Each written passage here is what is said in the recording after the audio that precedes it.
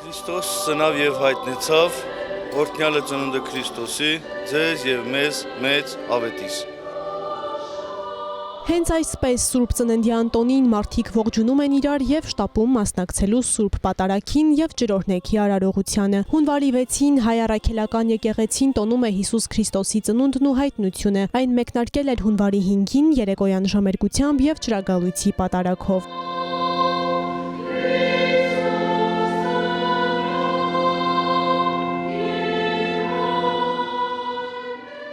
Յուրաքանչյուր քրիստոնյայիս համար է այս ծնունդը, որպեսզի մեր մեղավոր մարդը եւս մեկ անգամ ծնունդ առնելով կարողանա նորից մեկ տարի իր ուխտը նորոգելու Քրիստոսի ծնունդով, որպեսզի մեկ ամբողջ տարվա ընթացքում կամա թե ակամա մենք մեղքեր ենք գործում, բայց ամենակարևորը, որ յուրաքանչյուրս գիտակցելով մեր կյանքի ընթացքը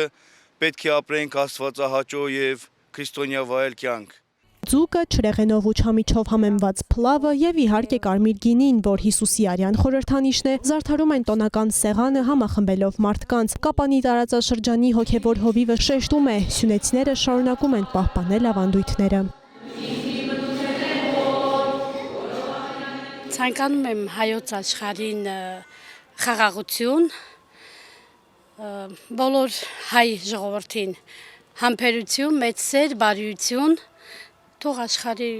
բոլոր երեխաները մեծանան անհոգ եւ խաղաղ երկնքի տակ։ Այսօր նաեւ ես եմ ծնվել,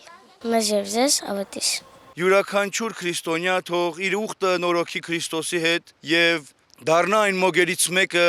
որ հետևեցին Բեթխեմի աստղին եւ գտնելով նորացին Հիսուսին այրի մեջ, գոմի մեջ կարողացան երկրպագեն։